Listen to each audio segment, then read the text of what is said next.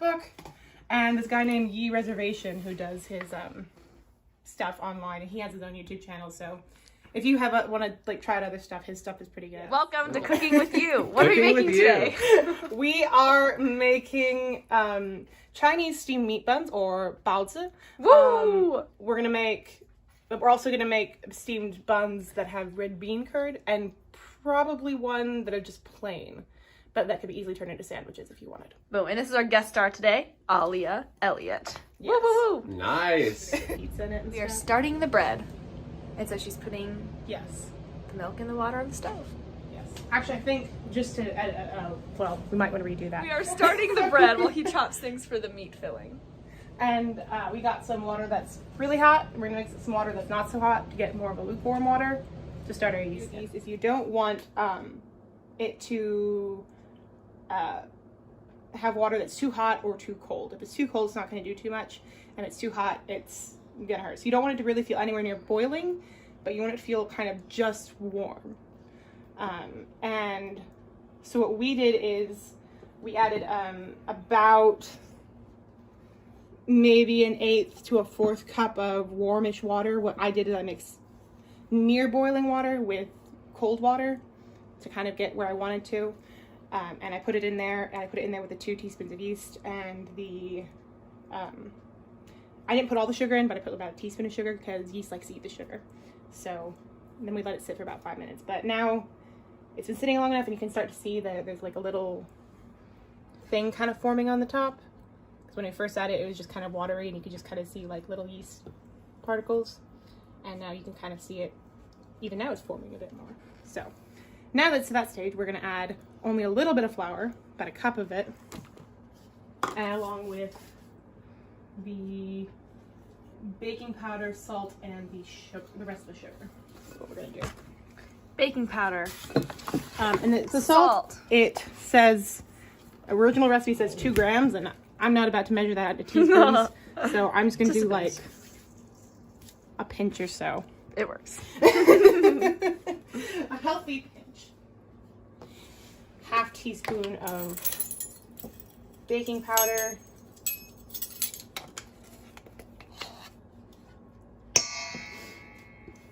And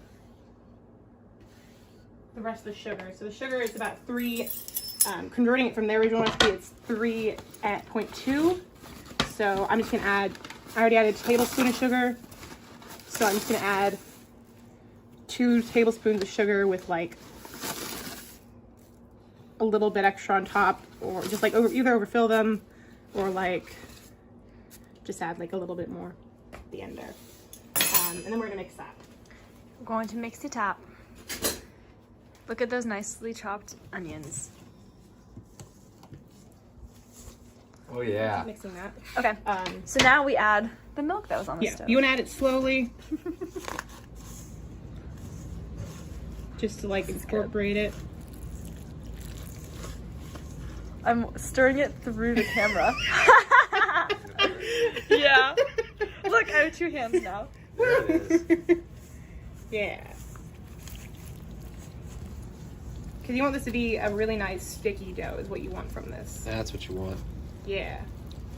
Now, mind you, we have not added all the flour at this point because especially in Abilene or in some drier climates, whatever much flour it tells you originally to add, you may not actually want to add that much. What's more important is the texture that you have than the amount the recipe says.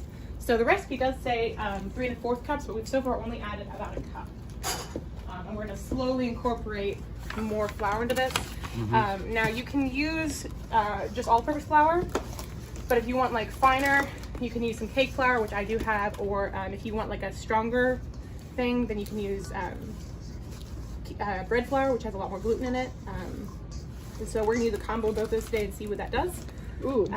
But you can also just, you can also just use like a combination of bread flour or whole, like normal flour, or you can use just, you know, normal flour, and it's not gonna be. So you just keep adding until it's the consistency that you want, right? Yeah, that's essentially what I find is the best rule of thumb for getting what you want out of your bread. Sweet. Your dough out. Once it starts to kind of come away from the edge of this, and you get most of this off. So you'll notice it doesn't really bounce back. It does a little bit, but it doesn't like as much as you would want, and it's still kind of floury, and it's not as smooth or sticky as you'd want it to be at this point. So you want to knead it for a while till it gets to that point. We'll show you what it looks like. And Mariah's exhibiting the Ooh, yeah. the kneading techniques. You can do a lot of different things when you knead. This is what I tend to do. It's kind of a fun workout. Sleeves keep coming down though. But even now it's already starting to feel, and you want to be really careful about your flour usage, because if you use too much flour, it can make the dough not so nice, and so you want to be careful to not go too crazy with it, because you really honestly want your dough to be a little sticky, and you'll like that better in the end, honestly, which is what you get. You want at the end, you want it to be pretty much, it springs back pretty quickly. You want to be smooth. See, it's fairly smooth. You want to be pretty pliable, but you don't really want it to be super sticky, but you don't want it to be really floury either. So it should be a little bit of a stick, but it should come away pretty quickly, and you shouldn't have anything left on your hands when you do that. And you should also see like how quick it bounces back, and you want it to be pretty much like that and be this sort of texture for the most part. We wanted to get even more smooth, we might be able to knead it a bit more, but honestly it's pretty much where we want it at this point. We're adding the seasonings to the onions and have the pork ready to mix in. Booyah. Got some white pepper, this little crazy ingredient right here, and 5 spice, which, where's that bottle? So this is one I actually got from Taiwan when I was last there. Because I wasn't sure if I was going to find it here, but you can find 5 spice powder in the States. So we're actually going to make it from scratch. We'll show you what we have to do that, because I have crazy amounts of spices. But you usually find it in the store. Most stores here have spice powder. You can make it, but it's probably more likely that it'll be easy to find it in the store than you make it yourself. Because to make it, you need Szechuan peppercorns, cloves, aniseed, fennel,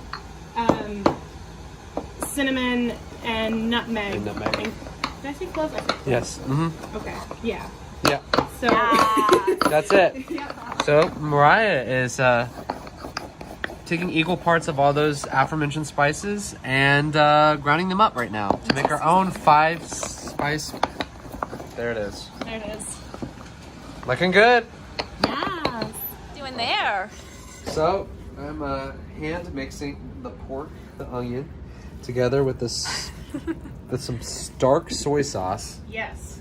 And and we're gonna salt it too. some sesame oil with a little bit of salt that just now went in. So yeah. So I'm going to say a disclaimer here. I'm going to do my best to approximate what goes into the meat. But it is honestly usually something I guess at, as according to my nostalgia, and I do it by smell. But I will put an approximation of everything I do try to add. Yeah. And you'll at least know everything I do add. If the amounts are off, I am deeply sorry. It is mixed. Woo! Pretty much doubled in size. What you want to do is, well, you have it like this, clearly, is you're going to probably want to smash it down, and then that's when you can start doing this. You want to get all those little air bubbles Well, I heard that air come out. out of there.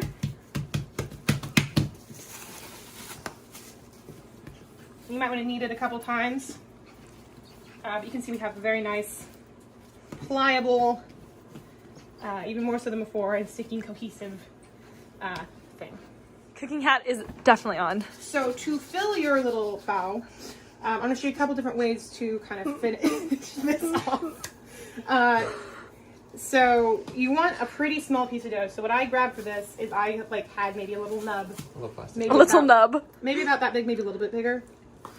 And I've kind of, you can roll it out with a rolling pin, but with how many you usually have to do in a time crunch, it's going to be better to do with your hands.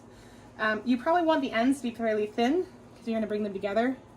So I like to kind of work it like this. Look with how my nice that hands. dough is. Come on, somebody. Yeah. But you don't want to be too thin because you're going to have a filling in there. And you do want your filling to cover up a good bit of it. So...